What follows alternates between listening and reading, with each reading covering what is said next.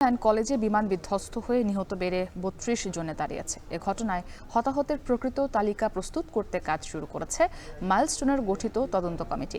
এদিকে আজও স্কুল ক্যাম্পাসের সামনে ভিড় করছেন উৎসুক জনতা। এ নিয়ে আরও জানাতে স্কুল ক্যাম্পাসের সামনে থেকে যুক্ত হয়েছেন রকিবুল রাহাত। মাইলস্টোনের তদন্ত কমিটির কার্যক্রম বিষয়ে কি তথ্য আছে আপনার কাছে জানাবেন? একই সঙ্গে নিখোঁজ কোনো শিক্ষার্থীর অভিভাবক কি আজ স্কুল ক্যাম্পাসে গিয়েছেন কিনা?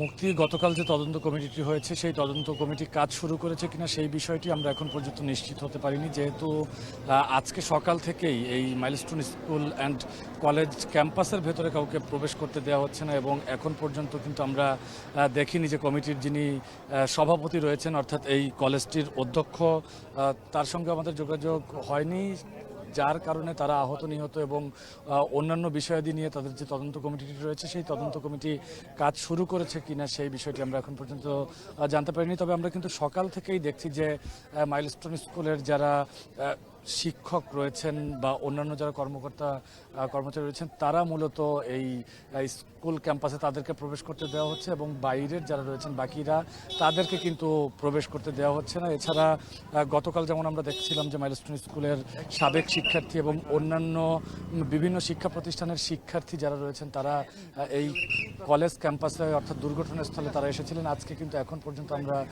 তেমন কাউকে দেখতে পাচ্ছি না। তবে যারা অভিভাবক রয়েছেন বা এই আশপাশের এলাকাবাসী যারা রয়েছেন তারা দু একজন এখানে আসছেন এবং তারা এসে কিন্তু এই স্কুলের যে গেটটি রয়েছে অর্থাৎ যে দুর্ঘটনাস্থল যেখানে এখন পর্যন্ত ৩২ জন নিহত হবার তথ্য আমরা পেয়েছি, সেই যে শোক রয়েছে সেই শোকে কিন্তু পুরো উত্তরাই আমরা সেই শোকটি দেখতে পাচ্ছি। তারই ধারাবাহিকতায় মূলত এখানকার যারা স্থানীয় যারা রয়েছেন তারা এখানে আসছেন, এসে তারা ভিড় করছেন, তারা মূলত এখানকার পরিস্থিতিটি দেখছেন।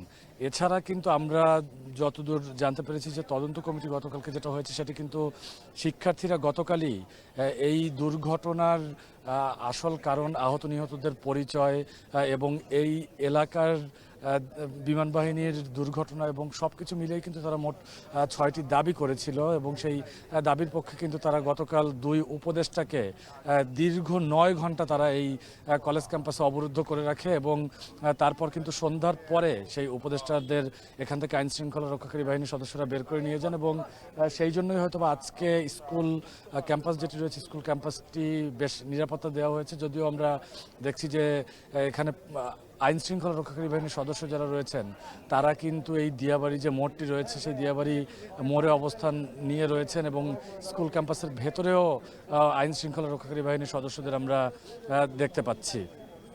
এবং মুক্তি, আমি একটু একই সাথে জানিয়ে রাখতে চাই যে এই ভয়াবহ এই দুর্ঘটনা গত পরশু দিনের এবং সেই দুর্ঘটনায় কিন্তু ইতিমধ্যে গতকাল আজকে সকাল পর্যন্ত যে তথ্য আমরা পেয়েছি তাতে ৩২ জন মারা যাওয়ার খবর পেয়েছি এবং আহতও কিন্তু শতাধিক বলে আমাদেরকে জানিয়েছেন চিকিৎসকরা এবং তারা রাজধানীর বিভিন্ন হাসপাতালে ভর্তি রয়েছেন এবং এখানে আজকে বেশ কিছু রাজনৈতিক দল এবং ঊর্ধ্বতন কর্তৃপক্ষ যারা রয়েছে তাদের এই স্কুল ক্যাম্পাস পরিদর্শন করার কথা এবং যে তদন্ত কমিটিটি হয়েছে সেই কমিটির কেউ যদি বের হয়ে আমাদেরকে কথা বলে তারপর আমরা এই বিষয়ে আরো বিস্তারিত জানাতে পারবো। এই ছিল মাইলস্টোন স্কুল অ্যান্ড কলেজ ক্যাম্পাসের বাইরে থেকে আমার কাছে সব শেষ। মুক্তি। রকিবুল রাহাত যুক্ত ছিলেন মাইলস্টোন স্কুল ক্যাম্পাস থেকে। এদিকে